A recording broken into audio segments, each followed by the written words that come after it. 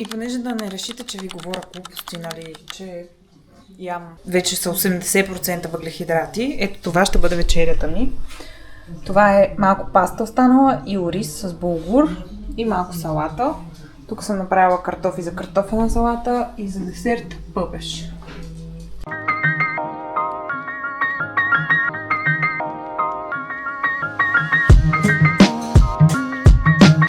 Добро утро! Днеска ми е дългата тренировка, която ще бъде 4-5 часа хайк на Витоша и съм решила да отида до Черни връх от Драгалевци през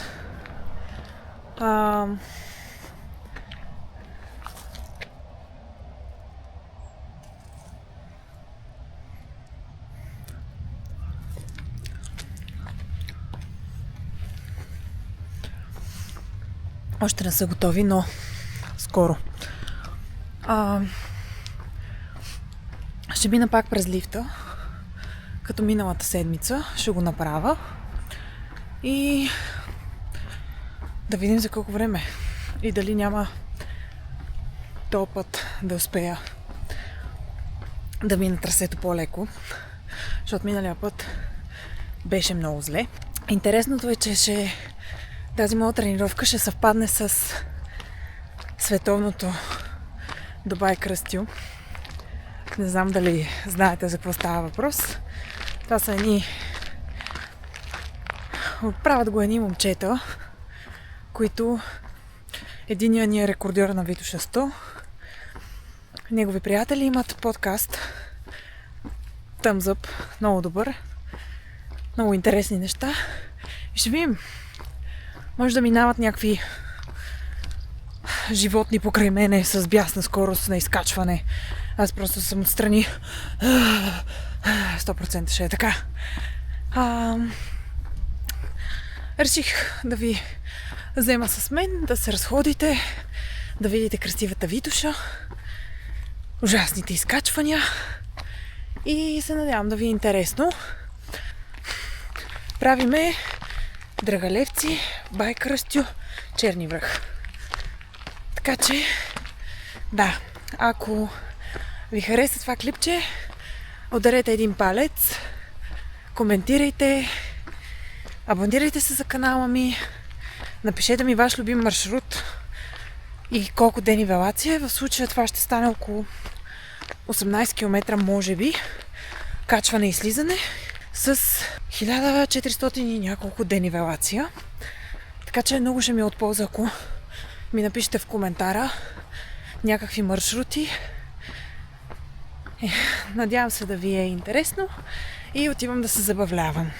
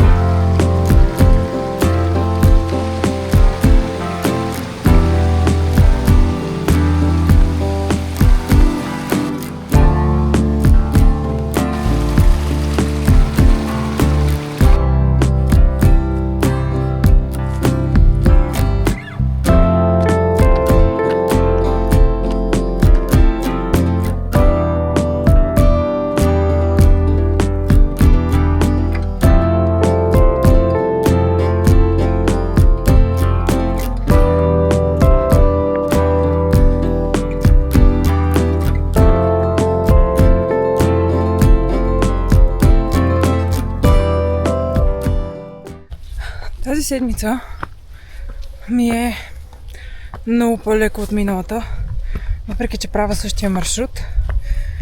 И не знам, не мога да определя дали си давам същия зор или по-малко като миналата седмица, но факт е, че си чувствам краката много по-добре. Успях да измина 5 км за час и половина с може би 1000 денивелация, 800, нещо такова, което е доста добре. Не помня миналата седмица Но мисля, че е същото темпото, което държах. Факт обаче, че доста добре се чувствам. Почти стигнах края на лифта и след това продължаваме нагоре към Черни връх. Друго нещо е, че с храната пак ми е много трудно. Много горе-долу за час и малко успях да изям 60 на грама въглехидрат. За водата се справям, защото умишлено се опитвам да не пия прекалено много вода. И за сега за час и половина съм изпила около 400-500 мл, което е доста добре и не се чувствам толкова надута, както миналия път, когато изпих само в едната посока литър. Да. Това поне е win-win.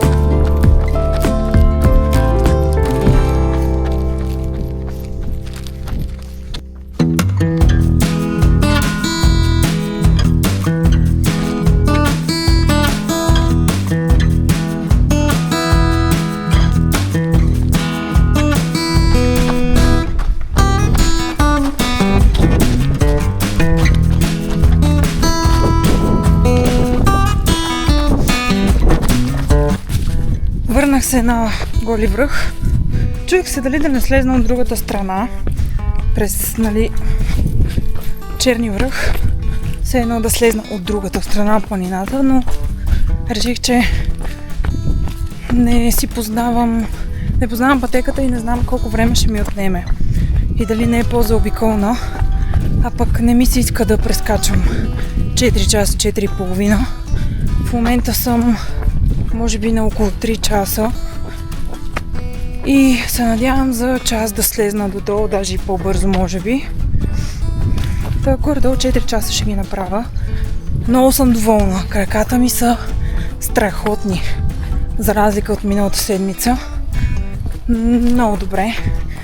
И нямам търпение да си изкъпа и да си хапна и да си легна. Това е най-хубавото след такава тренировка. Но на Черни връх беше, меко казано, гадно. Имаше много хора, наистина много хора. И духаше ужасно. Добре, че съм си взела ветровка. Да си я сложих и малко спаси положението. Но беше... Направо ме заболя главата за 5 минути, в които си купих вода и обиколих да разгледам. И да, и то нямаше и смисъл много да се заседявам. Не можех, ако бях на някакъв по-чил хайк, може би щях да хапна нещо, тъй като имаше скара и салата. Но и без това вече ми е доста гадно. Успях да изям около 140 грама въглехидрати за 3 часа и малко. Но това с яденето просто няма да го бъде. Ще пробвам тази седмица задължително, защото забравих. Задължително ще отида да си купа разтворими въглехидрати от Декатлон. И ще пробвам с тях да видя как ще се получат нещата. Мисля, че ще ми е много по-лесно, защото аз съм доста добра на течности да приемам, но храна просто в момента много ми се гади. Изядох си последните желирани бомбони преди малко. Наистина адски много ми се гади. Гадно ми е и на гърло, на всичко. Искам да си измия зъбите. Така че мисля, че гелове и въглехидратна напитка ще са по-добрия вариант, отколкото да ям някакви неща. Иначе добре вървим. Мисля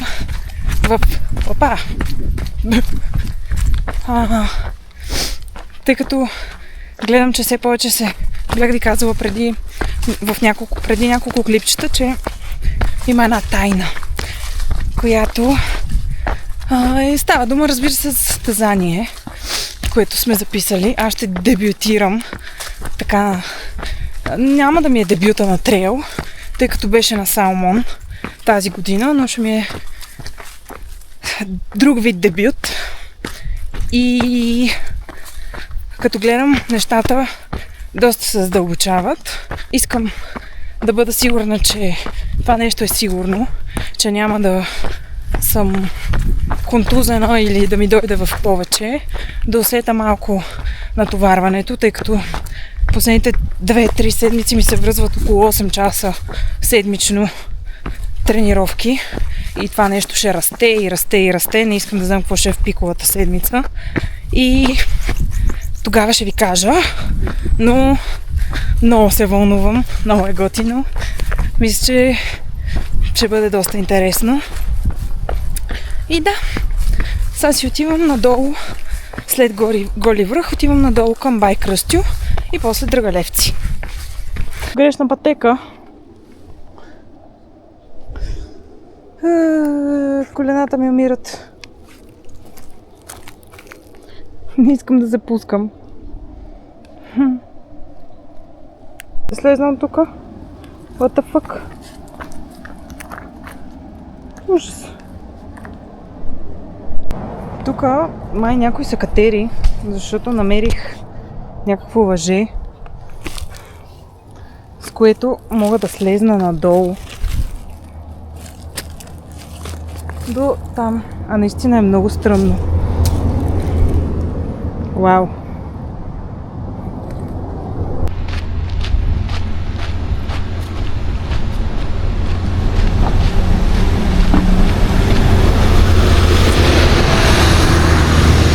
Готова съм. 4 часа, 19 км с 1500 ден елевация. Коляното много ме заболя, но иначе се чувствам добре. Сега ще отида да си взема една кола и се прибирам най-накрая. Беше готино. Надявам се да ви е харесало и да, коментирайте, дайте по един палец, абонирайте се за канала и ще се видим пак тези дни. Чао!